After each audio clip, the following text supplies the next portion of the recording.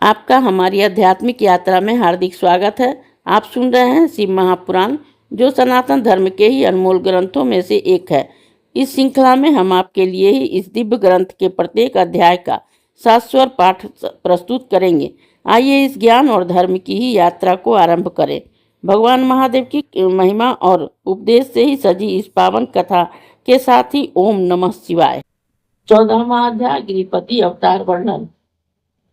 नंदेश्वर बोले कि अब ब्राह्मण अपने घर में अपनी स्त्री से सब कुछ समाचार का सुनाया, प्रबंध प्रारब्ध की प्रशंसा किया। समय पर उसकी स्त्री गर्भवती हुई। ब्राह्मण ने गर्भाधान संस्कार किया। समय समय पर विधियां की, गृहसूत्र की विधि की, उस पुंसवन संस्कार किया। 8वें महीने में गर्भ की वृद्धि करने वाला सीमांतोन्नयन संस्कार किया, जिससे गर्भ की वृद्धि हो। पश्चात गुरु के केंद्र स्थान से ही होने पर शुभ लग्न में सुंदर योग होने पर चंद्रमा के समान मुख वाला पुत्र उस ब्राह्मण की स्त्री सुचिस्मती के सुतिका गिरी में उत्पन्न हुआ। देवताओं ने विधंजिया बजाई, दिशाएं निर्मल हो गई, चारों ओर नदियां तथा प्राणियों के मन निर्मल हो गए। सत्य गुरु युक्त मंगलमयी वर्षा होने लगी। सब मनुष्यों की वाणी प्रिय और कल्याणमयी हो गई। रंभा आदि अप्सराएं, विद्याधारियों और किन्नरियां हाथ में मांगलिक द्रव्य लिए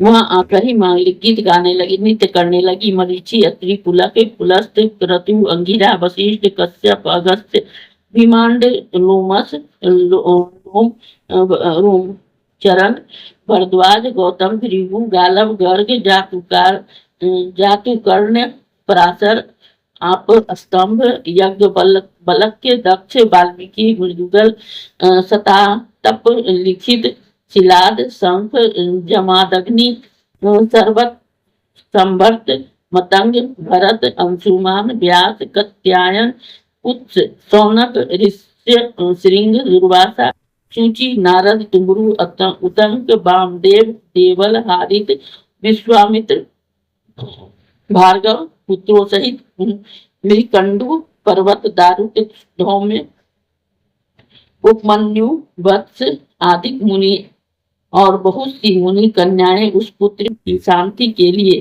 विश्वनर के आश्रम पर आई। बृहस्पति सहित ब्रह्मा तथा विष्णु, नंदी और भृंगी गणों सहित पार्वती और शिवजी, महेंद्र आदि देवता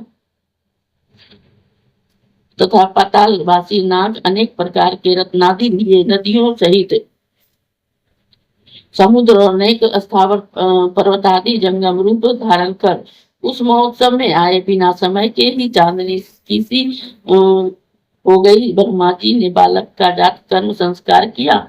अश्रुतियों को विचार कर ही उसके अनुरूप उसका गिरिपति नाम रखा।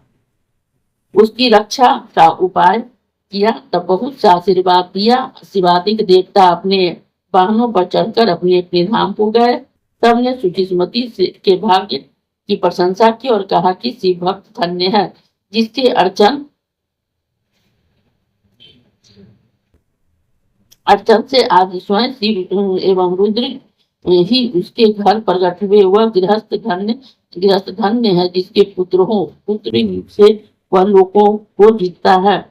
जिसके पुत्र नहीं है उसका गृह शून्य है। अपुत्र का तप खंडित है। अपुत्र से घर पवित्र नहीं होता। पुत्र प्राप्ति से बढ़कर कोई प्राप्ति नहीं है। लोक परलोक में न पुत्र से अधिक सुख है, न पुत्र से अधिक मित्र। पश्चात पिता के उस बालक के समय समय पर होने वाले सभी यथोचित संस्कार किए। 5वें वर्ष में योगोपवित्र किया। फिर कर्म करके एक ही वर्ष में ही संगोपांग कर्म से सब वेदों को पढ़ा कर दिया। और जब बालक 9 वर्ष का हुआ तो माता पिता की सेवा मेरा उस बालक को देखने के लिए ही नारद वहां आए और उसके भाग्य भैरव को देखा और यह कहा कि इसके और सब भाग्य तो अच्छे हैं, परंतु 12वें वर्ष में इसकी बिजली और अग्नि से भय है। ऐसा कहकर नारद जी चले गए। इस अध्याय के श्रवण हेतु आपका हृदय से धन्यवाद। हम आशा करते हैं कि शिव महापुराण की यह दिव्य कथा आपको आध्यात्मिक शांति और गहन ज्ञान प्रदान कर रही होगी।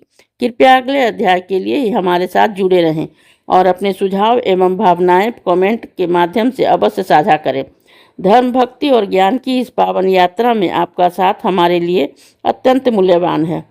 ओम नमः शिवाय। यदि यह प्रस्तुति आपको पसंद आई हो, लाइक करें, कमेंट करें, सब्सक्राइब जरूर करें, बेल आइकॉन दबाना ना भूलें ताकि अगला अध्याय आपसे छूटे नहीं। और इस पावन ज्ञान को ही शेयर करें अपने परिवार और मित्रों तक।